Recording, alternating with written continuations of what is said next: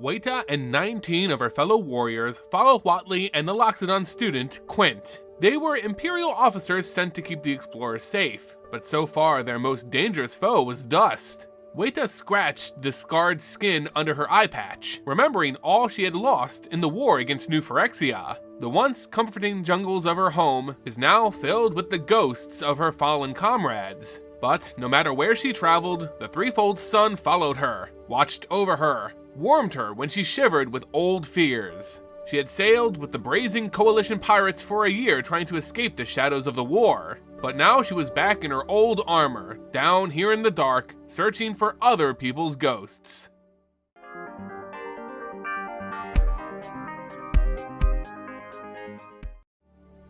Hey everyone, and welcome back to the Aether Hub. I'm Simon, bringing you more Magic the Gathering lore. Today we continue the story found in Lost Caverns of Ixalan, Magic's next big set. In our last chapter, which you can find linked on the screen right now or in the description below, we followed 3 of the major factions of Ixalan as they were all drawn to the mysterious, cavernous depths of the plane. They all may have different motivations, but each stand to win a great sum in this exploration.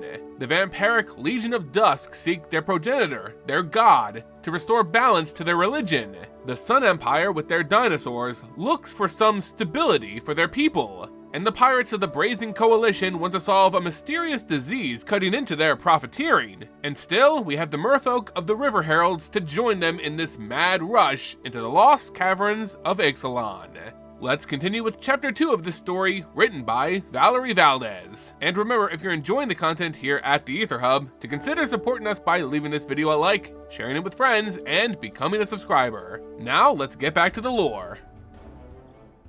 Caves and elevators, Malcolm decided, were a special form of torture for sirens like him. He and his crew were on their 10th, maybe 11th elevator, with their headlamps barely cutting through the darkness of the cave. Finding missing people was beyond his scope of magic, so each time they reached the end of an elevator, they searched for the residents of downtown in a more manual way. They only found a muddle of tracks and ore dust, suggesting the workers there joined a mass exodus, climbing ever downward. The goblin breaches searched for the remaining gold and gems, but found a trail of tools leading into the tunnels instead, all smeared with a greenish-black ichor. The air, smelling of mold and rot, turned Malcolm's stomach. He gestured for breaches and 2 more of his people to follow him, leaving the others to make sure the next elevator was safe. Malcolm drew his sword, leading deeper into the tunnel toward this fetid smell. The fungus sprouting from the walls grew thicker, glowing green. The tunnel ended with a cavern, the ceiling uncomfortably low with spiked stalactites, fungus growing all around them. They found a pile of bones half covered in black mold where flesh would have been. Again, mushrooms erupting from the eyes and open mouth. This couldn't be one of the people from downtown. They hadn't been missing long enough for flesh to be stripped from their bones. Malcolm thought back to poor Lank, found dead on the surface, his bones decomposed faster than they should have. Then one of his pirates called his attention to something moving in the shadows. Multiple somethings. The ray of a headlamp turned in that direction, and there was a hiss. Something lurching sideways to escape the light. They caught the glimpse of a mottled flank, scales, fungal growths bursting from raw flesh, a flash of an eye inside a head more skull than skin.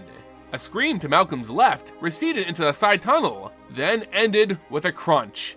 They heard a roar like a dinosaur's, but wrong and wet, the way a sailor would sound when his comrades fished him out of the drink.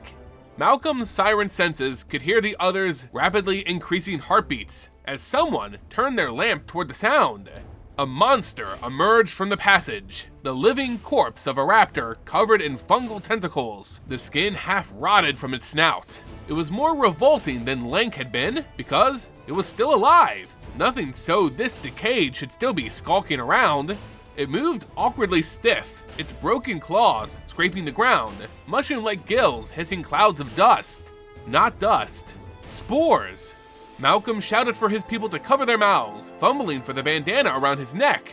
The mushroom raptor leapt for the nearest pirate, but they were ready to fend it off with their cutlass. Their headlamp swung wildly, illuminating more beasts slinking out of the tunnel. The creatures advanced. The fungal strands attached to their limbs seemed to be pulled by an invisible puppeteer. In eerie unison, their heads swiveled toward Malcolm. Any courage he might have pretended to have shriveled under their dead gaze. Malcolm grabbed Breeches by the vest and ran. Malcolm had fought dinosaurs before, but these were different. He hacked with his sword with unusual ease through a mushroom-covered chest. There was no screech of pain or recoil. They simply attempted to bite him again. The other coalition members weren't faring any better. If the battle lasted any longer, they would tire and grow sloppy. Malcolm and Breeches stood back to back, the goblin holding a knife in each hand and another one with the end of his tail. Malcolm began to sing, his magic-infused voice echoing through the cavern. Everyone stopped to hear it, pirate and dinosaur alike. Malcolm cut his way through the enemy, hoping they wouldn't be able to attack if they were left in pieces. Finally, the dinosaurs were nothing but parts. He stopped singing. Then, he walked over to a corner and threw up his last 2 meals. It was vile work, but at least they were alive. He scanned his allies for injuries as they recovered from their daze. Malcolm and Breeches were untouched, but some of the pirates had bite and claw wounds. They agreed to go back to the others, back to safety in numbers, where they could get everyone bandaged up. Malcolm led the way through the fungus-lit tunnel. When he turned to his injured companions, he swallowed what he was about to say. Their bloody wounds were changed. Black marks like scabs replaced gouges. The blackness seemed to be spreading in lacy patterns, circles connected by luminescent black veins. Malcolm asked if they were okay, and they all answered that they felt fine. Perhaps they were fine. He needed to find out what happened to downtown as quickly as possible, and he could always use extra hands if they come across more dinosaurs. Perhaps being so far underground was getting to him, his steps uncomfortably heavy for a creature of the air. He walked to the next elevator, the depths of the cave beckoning, cold and comfortless. Hautli and Qunit examined yet another painting in yet another room, while their pack of dinosaurs stamped restlessly. Hautli's hand ran across gouges in the wall, inspecting by the light of the threefold sun encapsulated in a globe fixed to her chest plate. There was more pinkish purple pigment that no one there could identify. Qunit sat on the ground inspecting pottery, touching his tongue to the dusty ceramics and announcing that it was made from bone. Reluctant to leave the painting, Hautli led them down the tunnels and hiked through the cold, dark caverns. Whenever their path narrowed, they found barricades and bodies, some of them holding weapons and some wrapped in linen, apparently prepared for their rest in the catacombs. Aether tried not to lose herself in memories of her own battles, wondering whether conflict was inevitable, whether peace was transient and fragile like so much bone and clay. They entered a chamber with a ceiling full of glyphs they didn't understand, and under it, a chasm filled with glowing green fog. Huge stones stretched across the chasm like a bridge, each bearing its own glyph. The large gaps between the stones would make crossing difficult, and a pebble dropped into the foggy chasm produced no sound to signal its landing. Hautli recited a poem, translated from the door that led them down into the catacombs, recognizing it spoke of this chasm. Pass across the mists of time, stone by stone, foot and hand. Eyes sharp, heart strong, breath calm. Begin again to reach the end. There was a panel set into the wall bearing the same glyphs, but some were missing or broken, littering the ground with pieces of stone. Hautli confirmed that the glyphs on the bridge matched the poem, but not directly. Aether had not studied the old tongues like Hautli did, but as she ruminated on the poem, the path formed in her mind. She handed her pack to another warrior, stepped back, murmured a quick prayer, then jumped. The shaky bridge remained firm as she landed, relief washing over her. Aether grew bolder the closer she got to the other side, but her boldness made her sloppy. After an awkward landing, she stumbled onto the next stone, then, without warning, fell into the fog. Aether leapt and gripped for the next stone before the chasm could swallow her, pulling herself up as the stones of the bridge rearranged themselves.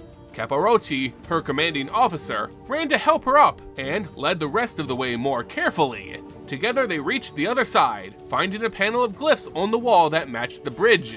Aether touched the glyphs and the stones slid together to form a more solid bridge for the rest of the warriors to cross. A cavern stretched out before Quint's eager eyes, filled with stone buildings and narrow streets. He marveled at the underground city, covered in luminescent fungus, glowing blue and green.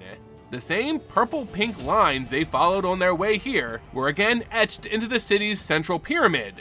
Weta eyed the fungal spores, warning him not to test the bones here with his tongue. Qunit and Hautli inspected the glyphs and paintings they encountered while the warriors searched for weapons and armor. They found more bodies, but here their petrified skeletons lay where they'd fallen, stripped down to the bone. Some were swallowed by the fungal growths, their mouths and eye sockets overflowing with mushrooms like macabre bouquets. Qunit thought he saw a faint pinkish glow in the distance, but he blinked and it disappeared. For a moment, he thought he imagined it, but it happened again. Qunit tracked it through the streets, dimly aware that only Weta followed him. He reached a dry fountain at the center of the plaza, finding a pile of cloth and beads. Magic, both familiar and distinct, emanated from the gems and threads made from a purple-pink mineral. He spread the cloth and beads on the ground, smoothing it with his trunk. He guessed this was a poncho, woven in shades of purple, green, blue, and deep blood red. Qunit raised his hands to form the sigil of the Rousing, an archaeomantic spell he'd cast many times before. Nausea filled his stomach as the poncho glowed with a heatless flame, the flame's color changing to purple-pink. The poncho rose into the air. A turquoise glow coalesced into the form of an old man wearing the garment. The ghostly figure didn't know his own name, and when Weta commented that he looked like her abuelo, he remembered that someone had once called him that. He looked around as if searching, then his gaze snapped to Qunit. The ghost insisted that he must warn the Hautli clan of the mycoid infestation. It was too late. The door must be closed. Without another word, the ghost raced off into the city and Qunit ran after him. A chipped mosaic adorned the wall, a bat-like creature, Aklazats, hovering in the air over prostrate servants. While Vito stood close, Bartolome studied the image at a discreet distance. Vito knew not to trust the Queen's Bay company director. He was merely after riches to send back to Queen Marilda. They were too devoted to Saint Elenda and the old scriptures to embrace the suppressed truths of Aklazats. The cartomancer, Amalia, mapped their progress with her magic. He sometimes caught her lapsing into silence, her lips moving but not speaking. Was she, too, hearing Aklazats calling to her? No. Vito alone had been chosen for this task. He believed it. He would end the tiresome theological debates that plagued his people, proving himself a worthy instrument of the divine by bringing Aklazats to Torrazon, the home of the Legion of Dusk. They would reject the sanctimonious humility preached by Saint Elenda. Never again would they be chained to such human emotions. They found another door, proceeded with an altar awaiting another sacrifice. Whatever Aklazats asks, Vito is all too honored to give. Again, another servant was brought up, and blood poured down the obsidian altar, its magic prying the door open. Vito cleaned his knife and looked inside, stiffening in surprise. Up until now, they had only found narrow tunnels, but now Vito was staring at a massive underground desert. Light filtered in from the ceiling, revealing rough stone pillars and sinkholes in the sand. On the other side of the sandy sea stood a collapsed monument, partially swallowed by the edge of the cavern. Beyond that were passageways like mine shafts leading upward and to the right. Vito sends a scout ahead, who stepped into the sand using their spear for balance. After half a dozen steps, without a sound or warning, they vanished. Quicksand was that quick. Vito sends Clavileño to check above them for ways to cross this treacherous sand. He didn't consider the possibility of finding none. He had faith they would make it across. Clavileño's leg dissolved into smoke, and he flew across the desert, poking with his spear to find solid ground. Vito's soldiers were bringing down planks of wood, forming a makeshift bridge. Vito then led the way, holding Venerable Tyrion's lance high. Behind him, the horses stepped uneasily on the bridge. They again reached solid ground, but the soldiers at the end of the procession would have to pass the planks to the front so that they could continue the bridge. During this tedious progression, Vito caught a glimpse of something moving nearby. 5 pale forms slid across the sand with long, spindly legs, attached to thin, segmented bodies, arms folding into their chests. 2 creatures glide up to the column of pilgrims, something like a cross between a mantis and a spider. Their arms snap out, grabbing a porter and a prisoner, dragging them away, flailing and screaming. The creature's razor-sharp forearms quickly dismembered their prey, shoving the pieces into their jagged maws. The horses reared and tried to bolt. Humans cowered. Vampires moved to protect themselves and their servants. Vito let out a battle cry, echoed by Clavileño, who was launching into the air. Amalia raised her sword to defend herself, murmuring a spell Vito didn't recognize. One of the creatures rose, seemingly suspended by her magic. The expedition director, Bartolome, lashed out with his enchanted whip. Wrapped around the beast's neck, the end of the whip turned into a blade and lopped off its head. Soon, all 4 mantis spiders were defeated, and no more came to attack. They picked up those who sat empty-eyed in fear and walked onward to the far end of the cavern.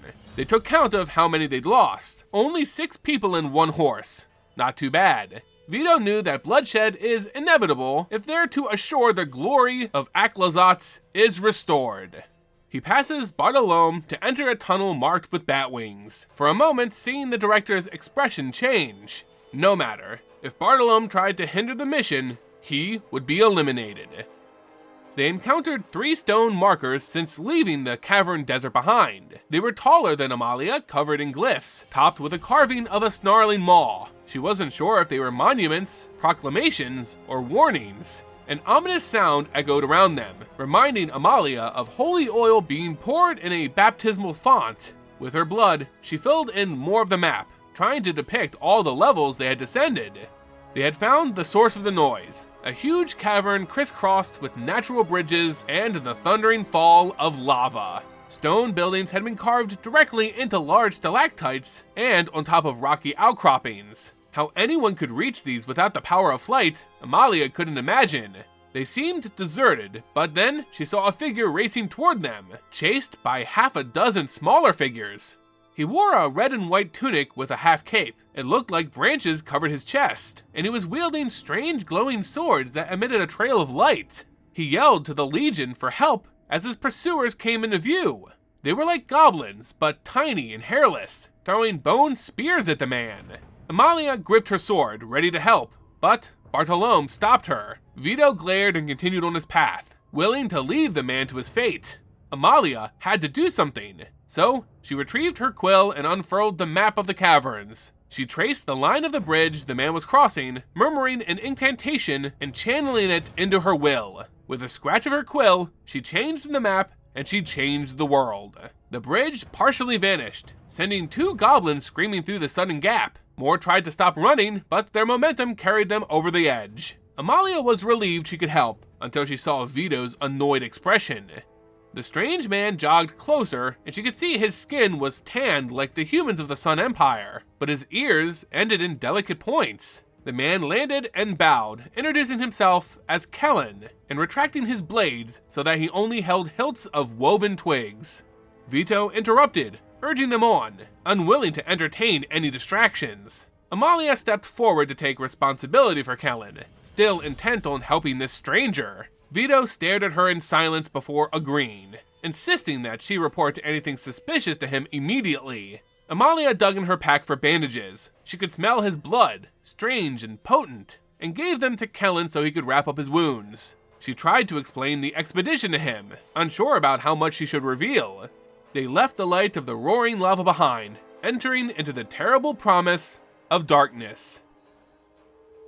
And there you guys go, the 2nd chapter of Lost Caverns of Ixalan's story. I actually really love the way this story is progressing, with little snippets of the 3 factions and their various expeditions down into the depths. This story introduced us to a lot of intriguing elements. These fungal zombie creatures spreading this black ichor disease, the mystery of the purple-pink glow, and now the emergence of Kellan into the mix. Kellan, of course, was our hero in the Wilds of Eldraine story, a half-human, half-fae boy with powerful blood and glowing whips. He's fated to do great things, and in his final appearance, he stepped into an unknown omen path.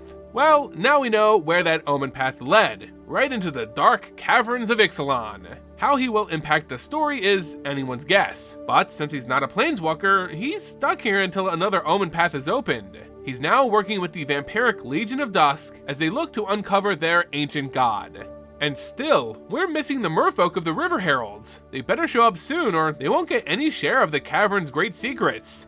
Anyway, I hope you enjoyed this story, and if you did, make sure you leave this video a like, share it with friends, and become a subscriber. It all goes a long way in helping the channel grow. As always, thanks for watching, and until next time, see ya!